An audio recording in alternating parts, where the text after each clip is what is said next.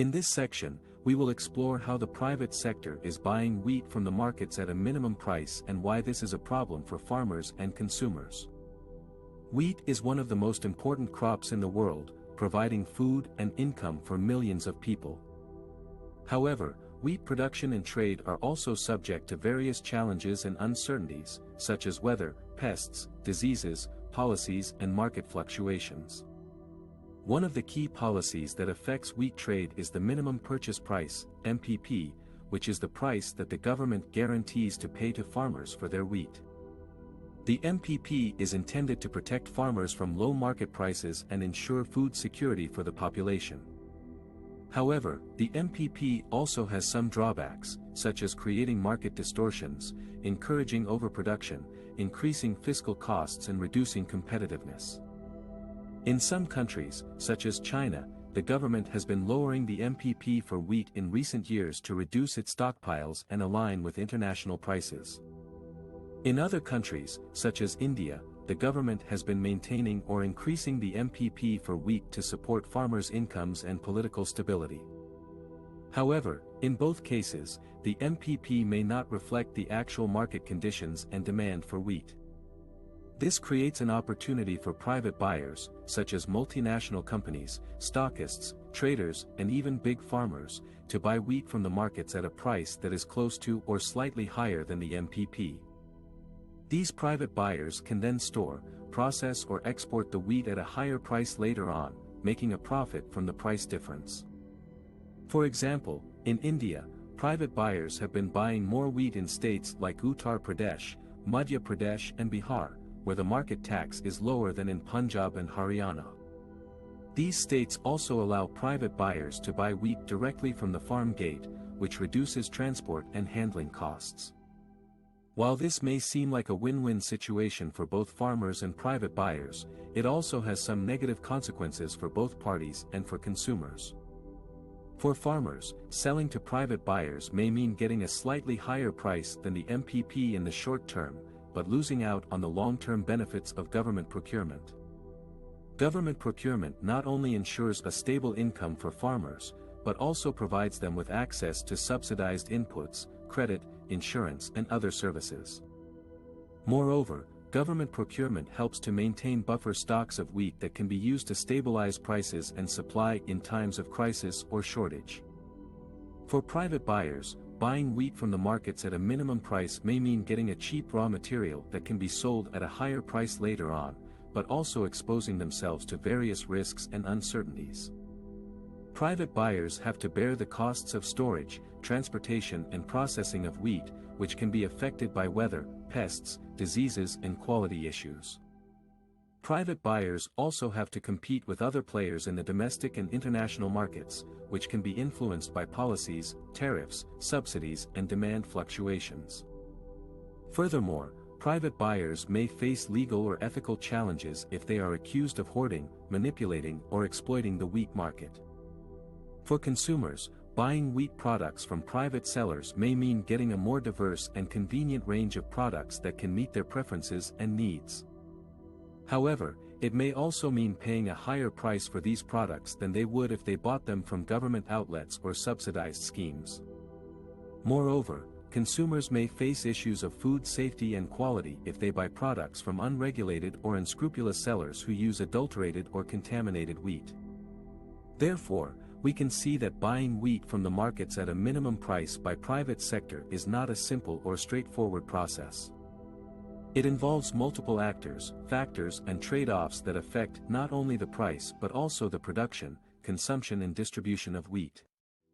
It also raises important questions about who benefits and who suffers from this practice and what can be done to ensure a fair and efficient wheat market that serves the interests of all stakeholders.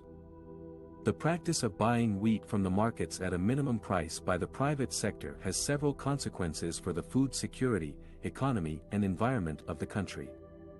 In this section, we will explore some of these consequences and their implications. One consequence is that this practice may reduce the incentive for farmers to produce more wheat, as they may not receive a fair price for their crop. This may lead to lower wheat production and supply in the country, which could affect the food security of the population, especially the poor and vulnerable groups who depend on wheat as a staple food. According to the Economic Research Service of the USDA, covering production costs is essential for the long-term sustainability of the wheat sector.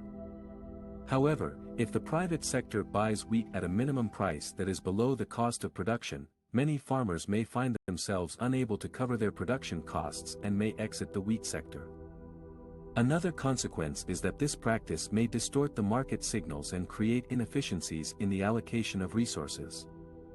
According to the American Institute for Economic Research, a price floor is a government-enforced prohibition on sales and purchases below some minimum price. A price floor creates a surplus of wheat, as the quantity supplied exceeds the quantity demanded at the minimum price. This surplus may result in wastage of wheat or storage costs for the private sector. Moreover, a price floor may also create deadweight loss, which is a loss of economic efficiency that occurs when the market is not in equilibrium. A deadweight loss reduces the total welfare of society, as some potential gains from trade are not realized. A third consequence is that this practice may have negative impacts on the environment and natural resources. Wheat production requires land, water, energy, and other inputs that have environmental costs. For example, wheat cultivation may contribute to soil erosion, water pollution, greenhouse gas emissions, and biodiversity loss. If the private sector buys wheat at a minimum price that does not reflect these environmental costs, it may encourage overproduction and overconsumption of wheat, which could exacerbate the environmental problems. Furthermore, if the private sector exports wheat at a higher price than it buys domestically, it may also create a net transfer of environmental costs to other countries.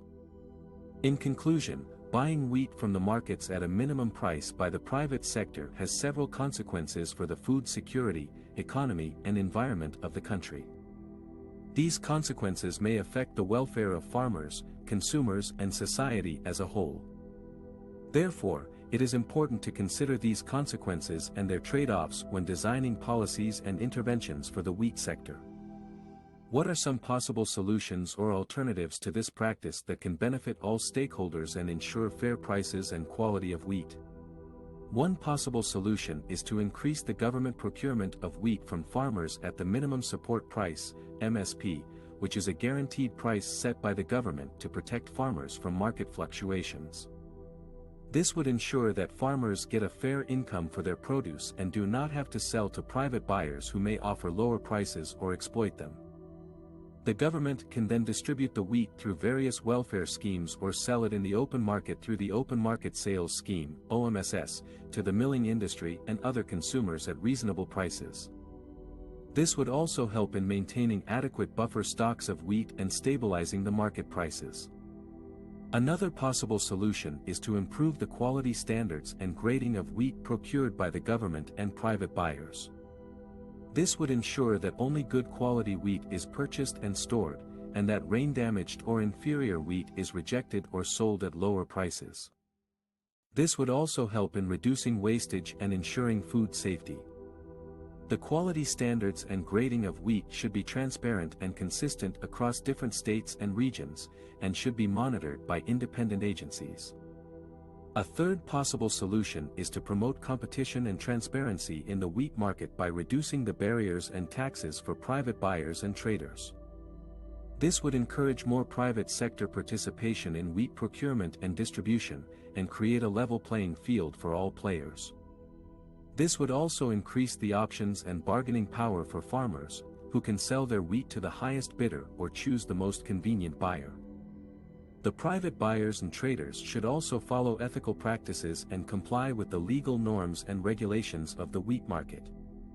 These are some of the possible solutions or alternatives to the practice of private sector buying wheat from the markets at a minimum price that can benefit all stakeholders and ensure fair prices and quality of wheat.